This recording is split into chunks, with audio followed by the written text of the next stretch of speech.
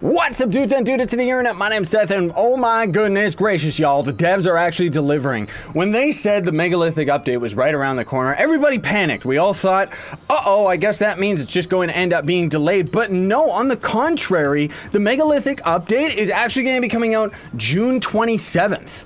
That really is right around the corner. So I'm sorry, if I didn't intend to mislead people or anything like that. I was in the same boat everybody else was in, where I had no idea that the Megalithic update was going to be coming out at this date. Not to mention, it's actually coming out at the end of June. How cool is that? You know, we kind of speculated about that, whether it would be at the end of June or early July, maybe even at the end of July. So crank out your fidget spinners. Woo! I suck at this thing. I just bought it today. It's in Canada, it's not even a fidget spinner, it's a jitter spinner. Someone knew how to capitalize. But just to give you a quick little update, console players, because actually I'm recording this on the PC right now just because I want to give you a quick little preview of the rundown of the big important features that you're going to end up getting when the Megalithic update ends up coming out. Now, of course, I'm going to have a lot more individual tutorials, and when that update does end up hitting, I'm probably going to have a pretty lengthy video talking about every single thing that is going to end up being in the patch notes. And again, then I'll kind of break that down to individual segments so that you don't have to watch through like an hour-long video or whatever it's going to be. But first and foremost, console players are going to end up having the Chaos Crafter. So you just come over to, is it this one or the Novice table? Yeah, it's at the Novice Crafting table. The Chaos Crafter is only going to be 100 flux, and then you can just plop it down in a club world, or in, I think in your cornerstone, maybe just a club world, I'm not sure. But the biggest thing out of this is you're going to be able to craft all of the classes for free. Chaos Cores are going to be an untradeable item that you're going to get out of Chaos Chests. They're going to be a random rare drop. So those of you that have saved all your Chaos Chests, there you go. Those of you that are pay to win can sell all of your Chaos Chests when this update hits, and then just buy yourself some new Chaos Chests, because it's important to note that the new Chaos Chests that come into the game from the Megalithic update and onward are going to be untradeable, and every week there's going to be one item in the Chaos Chest that is going to be tradable, while the rest of them are not. And that's just going to kind of periodically cycle over to being like all sorts of crazy weird items and stuff like that. So the Chaos Cores you can get in the current Chaos Chest. Nothing's going to change with those ones. They're actually a separate item entity, so you're going to be able to sell them. Or if you want, open all your Chaos Chests now and take the risk, or even just buy all the mounts and stuff that like that are tradable on the market right now, because when the Megalithic update comes out, again, all of the mounts and stuff like that are going to become untradeable, and almost everything in the store is going to end up changing as well. You're going to end up swapping over to the style section for most of the mounts and everything, and as you can see right here, you can no longer buy them to trade. Even if you spend credits or qubits or whatever, it doesn't matter. It's all just going to be categorized right here, and it's all going to be for your individual play file. So anyways, each of the classes is going to end up having their own different costs. Again, I'll have like different videos talking about all this. I do have a video that talks in more detail about the Chaos Crafter, but I just wanted to give you a quick rundown. The advanced classes, quote unquote, those are going to be a little bit more expensive, with 3 Chaos Cores for each of them. Neon Ninja makes sense. Shadow Hunter, that's not really that advanced, but I guess as far as Trove is concerned, it kind of is. Fate Trickster is going to be whenever the class gem ends up coming out. And then also, more importantly, is the collectible section is going to be where you can craft any of the previous items from the Chaos Chest. So again, console players, you're gonna want to keep all of the Chaos Cores that you can and all the special items that you can. The untradeable ones, you're gonna be able to loot collect, like untradeable mounts and stuff like that, and wings and everything that you get out of the Chaos Chest. The untradeable ones are gonna be able to loot collect for Chaos Cores. So with that, you're gonna see a whole bunch of new items right in this section alone that are going to be a whole bunch of new mounts. There's gonna be all of these costumes right here. I have a whole bunch of videos on every one of these costumes, so you can check those out. And then premium collectibles usually are like wings, boats that float or fly and stuff like that. Not the trolling troller, the rocket ship. That's right. This is actually a gliding mount, not a boat. But then boats in general are going to end up being here. And yikes, dude. Keep track of these things, because they're going to be 20 Chaos Cores each. The reason for that big change and that big update is that they're trying to promote people to actually buying Chaos Chests. However, free-to-play players, don't worry, because you can actually get Chaos Chests as drops from enemies and stuff like that. Also, the other big things, got a huge crowd going on here. I'm not even appearing online. The other big things is there's going to be world bosses. So you're going to end up seeing giant dragons that you can find in the candy biome or treasure isles and stuff like that. I have videos on each of those different dragons and how you actually farm them because it's a little bit complicated. The game doesn't really teach you any of it. However, you're going to end up getting these unique dragon fragments from those dragons. And then you're going to be able to, where is it? Like right here, for example, this guy is one that you actually farm. So you're going to have to get 50 fragments of the egg and then all the other stuff that you actually use to craft it. Then there's going to be the chocolate dragon, Ludini, which is actually a Lego dragon. It costs 5 block dragon eggs, which is pretty crazy, I know. But the whole point is that these eggs are going to be dropped randomly, very rarely out of adventure chests. I think this guy might actually be on console already. I'm not exactly sure what the version is that the console is running, so I'm sorry if I'm kind of repeating information that's already here. Then also, I don't think that the console players have this yet, but do console players have Diamond Dragonite? I'm not sure, but in any case, Diamond Dragonite you're gonna actually get from the power rank leaderboard, and for each of the different amounts of power rank, this is your total power rank on your total account, right? So I have like 230 K, I'm not at 250, and then I'm going to end up getting 1, 2, 3, 4 of these per day, and then if you can end up saving them up over time, you're gonna be able to just craft yourself a Diamond Dragon Egg straight out, and then you can end up crafting each of the elemental dragons, which again, I have videos on that as well. So those are pretty much the big important parts of the update. Another thing too that I just want to point out, I'm gonna have a link in the description that's gonna actually go to the Megalithic update post that the devs have, but one thing that I want to stress is not to get too carried away by the misleading thumbnail or postcard that they actually have. They do this a lot. I don't know why the devs keep getting away with this, and well, not keep getting away with this. I don't know why they keep doing this and not realizing how misleading it is, because I'll try and remember to put the image right in the video right now, but it's like, that mount is not in the game, so heads up, I'm assuming that that mount is going to be part of a new event. So when the Megalithic update comes out, both PC and console players are going to have a dino attack event going on, where we're probably going to end up just grinding like 500 dinosaurs or something like that, most likely for that dinosaur mount, if not another dinosaur mount that my boy B_yellow ended up making a long time ago, I'm assuming is going to end up coming out with this event. But the biggest thing is that the Dino Tamer is actually riding on the dinosaur carrying a sword. The Dino Tamer does not use a sword, and that is going to be the other big thing, is the Dino Tamer class is going to be available for console players. Finally, you're going to be able to see me play on him. I'm going to be using him as my main on the PS4 series, and then on top of that, there's going to also be the new biomes. So there's going to be the Jurassic Canopy biome, which is going to be a biome that has like a bunch of trees overhead. You've probably seen it in the PC series, and then there's going to be kind of one that's a little bit of a swampy area. So let me actually show you this. If we end up going over to the evil chicken area, when is the world going to end up loading? Is it over here? Yeah, there it is. So there's going to be one of the new biomes, and there's going to be a whole bunch of new dinosaur enemies, including a gigantic T-Rex, which is actually one of the coolest enemies in the game.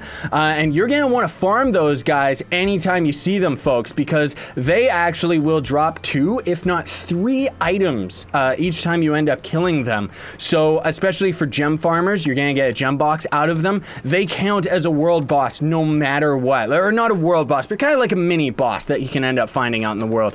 So this is going to be one of the biomes, and then this is a different variation right here. So each of these trees, they don't always generate with it very well. Like this biome, generally speaking, is it's kind of hit or miss. It's really, really cool when the fog kind of rolls in. Unfortunately, it only has like a couple different dungeon variations as opposed to the swampland area, which actually has quite a bit. But most of the trees, although this is like generated in the club world, which of course you're going to be able to build these in the club world as well. Most of these are going to end up having air draft blocks that you can use inside the tree to get on top of the canopy. You're not really going to need to do that very often, though, because you'll just be rushing all the dungeons and stuff like that.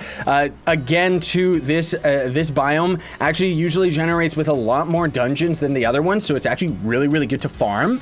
And then on top of all of that, oh my goodness gracious, because the list just keeps going on, there's going to end up being the new mini games. So if you didn't already see this, I do have a couple other videos videos that are going to, you know, that already do highlight it and stuff like that. But let me just hop on over here just so I can give you an idea. For those of you out there that actually love building mini games, you're gonna have my favorite mini game in Trove, which is the coin collection challenge. So all you gotta do is throw down a PvP biome. It's gonna be under the same code, whoopsie daisy, same code as the PvP biome that you throw down, and then you're going to end up planting these coins down, which of course are going to end up being in the World Spring crafting table, and then in the mini game itself, you're gonna need, I think it's like 120 coins in order to get a platinum, and then anything lower than that is gonna be like gold, silver, and bronze and stuff. These events are going to end up randomly showing up in the hub as well, so you don't necessarily need to do a dragon challenge of going and farming dungeons in order to end up getting your lesser dragon caches, right?